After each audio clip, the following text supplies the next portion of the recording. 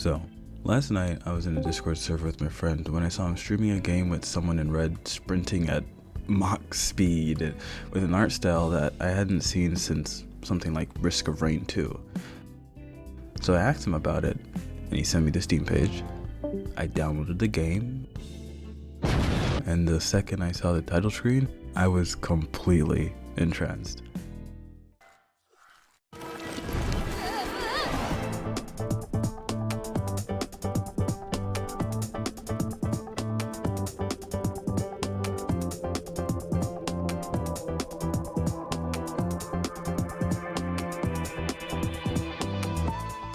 Haste Broken Worlds is the most recent game created by Landfall Games, the developers of Totally Accurate Battle Simulator, Stick Fight, and Content Warning. Their new title, which I'll be referring to as Haste for short, was originally called Run Fast Game while it was in early development, and that's actually still the website's domain name. Haste follows the adventures of Zoe, or the Courier, as she races through a collapsing universe. The name of the game is Momentum. If you slow down, you'll get caught in the corruption, so you have to stay on the move, weaving through obstacles and making it to the next world to find answers. Like, why is the universe falling apart? Can it be stopped? How do Zoe's glasses stay on her face, and when is the game coming out? Landfall, please tell me. Landfall, do you have any idea how vague soon is? What does that mean? Landfall? Well, this is awkward. So this video was about the demo version of the game that was released near the end of February and was supposed to be published about 2 weeks ago, and then life happened. Before I knew it, the actual game was out and I still hadn't finished this video, so now I'm in this weird spot where I don't want to throw away all the work I've already done, but most of this video's content is now outdated, so what do I do? Well, sometimes when you can't choose between option A and option B, you do both. So this will just be the first part in a sort of mini-series on Haste. I'll still give my initial thoughts on the gameplay and save the story analysis part for a future review on the game, considering most of that was speculative anyway. Think of this video as like a time capsule, a glimpse into what Haste was like when it was in its demo phase. So with that said, let's continue. I probably should have mentioned this earlier, but the full release of the game hasn't come out yet. The demo was released as a part of Steam's Next Fest, an event where tons of demos are released for upcoming games, and it should be available until at least the 3rd of March, asterisk. So why do I say all of this, make a whole video, write a whole script for something that hasn't fully released yet? Well, it's because I want you to play the demo. This game was not on my radar at all before now, and assuming you weren't aware of it either, you have less than a week to give it a shot. And I want you to feel what I'm feeling. Get excited thinking about opening the game and soaring through the levels.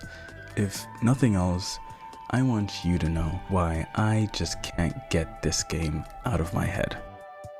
So how about we both just get a little comfortable, grab some water, and yap endlessly about a demo.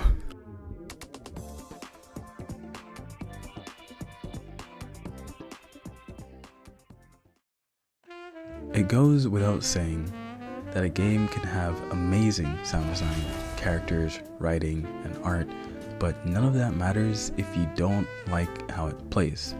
The book Who You Are by Michael I looked this up. Is it? I actually looked this up earlier. This isn't a bit. I looked.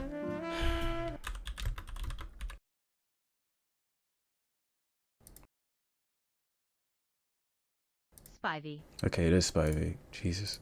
The book Who You Are by Michael Spivey, later adapted in an article by the MIT Reader, speaks of the psychology of how tools can become extensions of our bodies. Let me put it this way.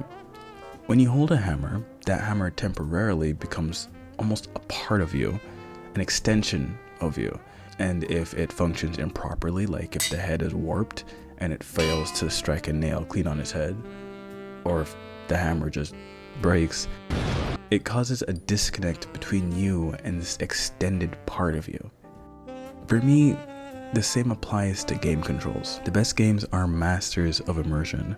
or making you feel like you're not a spectator, but instead a participant in the events. The game's controls are your tools, your method of interacting with the game. If something interferes with your ability to use your tools, like lag or controls that are just improperly designed, you get pulled out of the immersion and the game loses what makes gaming special. A game's controls don't necessarily need to be improperly designed for this to happen though. Sonic Mania is widely considered to be one of the best modern Sonic games. It took us back to the golden age of Sonic with fun minigames, classic levels, all new levels, a great soundtrack, and people praised it as a must-play. Well, I didn't exactly agree. Listen, to the people who love Sonic, Sonic Mania is an amazing piece of art, not a game, art. But to me, I just didn't have fun with it. I tend to not really like platforming games in general. That doesn't mean the game isn't deserving of praise, it's just not for me. Bringing up Sonic here is important because both Sonic games and Haste have a similar goal. Go fast and don't you dare stop. As such, it's easy for comparisons to be drawn, but the games are very different. Sonic games, normally, have you platforming through pre-made levels as quickly as you can, whereas Haste has you running through procedurally generated levels as quickly as you can. In the demo, you enter these levels by walking into giant crystalline structures called shards. The controls of Haste are unlike other games because there is no jump button. Instead, you do something very unique, which is use your momentum to launch yourself upwards. Like I said in the beginning, the name of the game is Momentum and is dependent on your initial speed alongside how you land, which I will call your angle of attack, or AOA, because it sounds cool. If you land perpendicular to the ground or have a shallow AOA, you'll faceplant and lose next to all of your speed. If you land mostly parallel to the ground or have a deep AOA, you'll do a flip and you'll increase your speed. This is measured through one of 4 messages: bad, okay, good, and perfect. Now, the thing that might throw people off the most is the A button or X button on PlayStation, which for most games is your jump button, is actually your dive in Haste. It's the way you can dictate your AOA and control while you're in the air, when you're going to hit the ground, and at what angle. Your dive is also bound to the right trigger by default, and personally I found that to be much more comfortable because then my right thumb was freed up to control the camera. It's not a big thing, but someone out there will probably find that helpful. Now quickly, I want to note that I'll be referring to obstacles as an object separate from the map itself. So running into the dirt isn't an obstacle, but running into a tree, a rock, or a piece of metal, that's an obstacle. Most will allow you to still break through them at a lesser hit to your momentum than fully face planting into the map. However, the catch is you will lose your health. Every time your health bar fully depletes, you'll restart the level and you'll lose a heart. If you lose all 3 hearts, then you fail the shard. Managing your AOA isn't just for style points or for speed. Above your health is a yellow bar that manages your hoverboard. You fill this bar by getting an AOA rating of OK or higher, and the amount filled scales with how well you stuck the landing. The hoverboard is primarily used as a speed boost, but it can also be used to give yourself a little more airtime if you need it, making it very versatile. I have been trying my absolute hardest not to burn myself out on this game because I just adore it so much.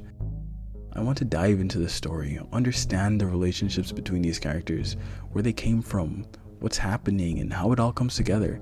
And that grappling hook mechanic looks like so much fun, man. You're telling me I could be the Flash and Spider-Man? Get me there.